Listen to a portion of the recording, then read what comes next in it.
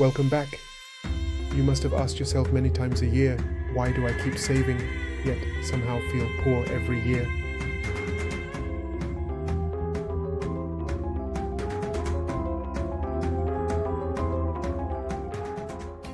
You have done nothing wrong. In fact, you are doing exactly what we were all taught to do. Save more, spend less, work harder. But here's the uncomfortable truth. It's not you, it's the system. The system is designed in a way that quietly keeps you and your family poor. Every time you try to save, the money you worked for loses value faster than you can earn it back. You save, they print. You work harder, they raise prices. You tighten your belt, they inflate the currency.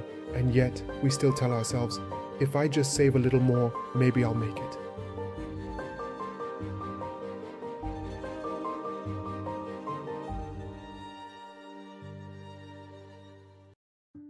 But in a system built to devalue your money, saving alone won't set you free. It keeps you running in circle. You save, the bank prints, and somehow you lose. Today we'll uncover why traditional saving no longer builds wealth and what's really happening behind the scenes. For decades, we were told that saving in a bank account was the smart, safe thing to do. You deposit your money, earn a little interest, and watch it grow. But here's the truth. When inflation rises faster than your savings interest, your real wealth shrinks.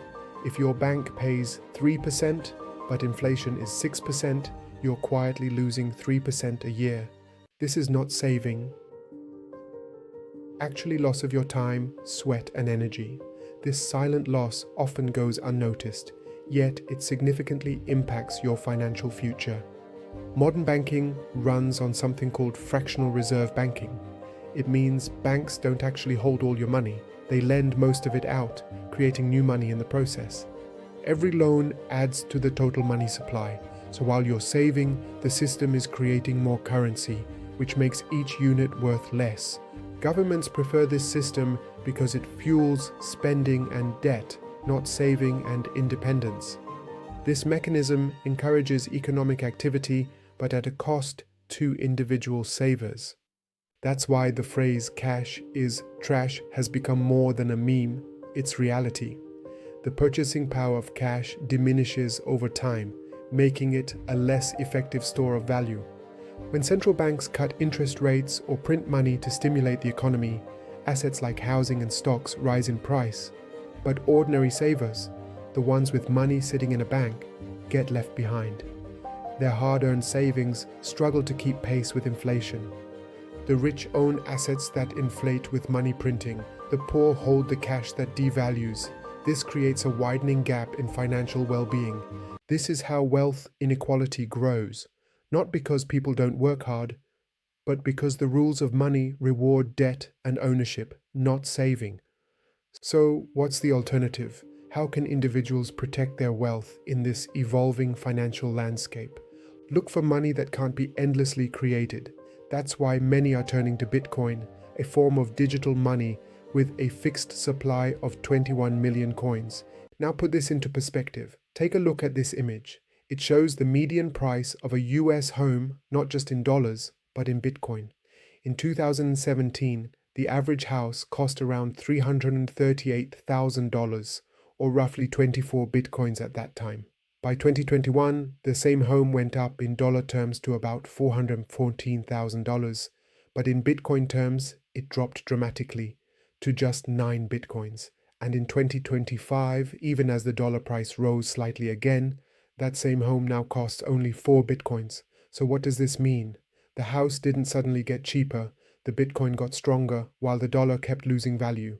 The same piece of property, the same bricks, walls, and roof now costs a fraction of the Bitcoin it once did. This is what happens when you own an asset that can't be inflated. When governments print more dollars, the purchasing power of your savings falls. But with Bitcoin, its fixed supply means your money doesn't just hold value. Over time, it gains strength against inflation.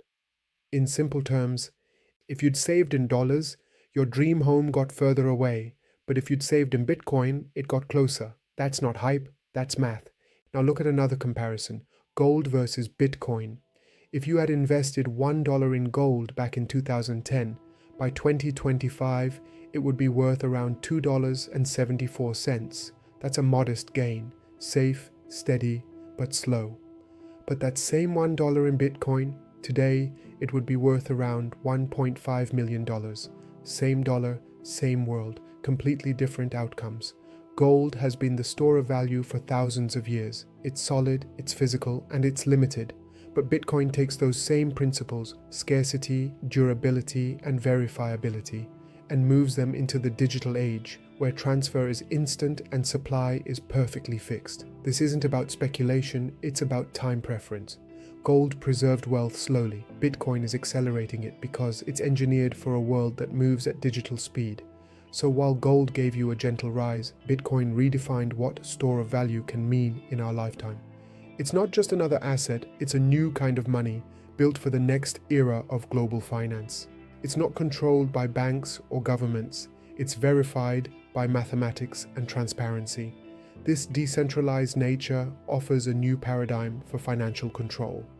This image shows where the world's wealth actually sits, about $9 trillion in total. Most of it is tied up in property, bonds, and stocks. Gold makes up around 22 trillion as of October 2025 and was 16 trillion until last year 2024. And then, right there in the top left corner, is Bitcoin, just $2 trillion. It's still tiny compared to everything else, but that also means huge capital is now starting to move in, slowly but surely. Big institutions, funds, and even governments are beginning to notice, and yet most people still don't see what's happening right in front of them. They are living through one of the biggest financial shifts in history without even realizing it. So next time you hear "save for the future," remember, saving in a system built on inflation will never make you rich. The game has changed, and understanding it is the first step to winning it. Embrace new financial strategies for true wealth building. What do you think? Can Bitcoin or other scarce assets truly protect savings long term? Share your thoughts in the comments. Let's debate it. If you believe in financial freedom and want to understand how money really works, hit like, share, and subscribe, and I'll see you in the next one.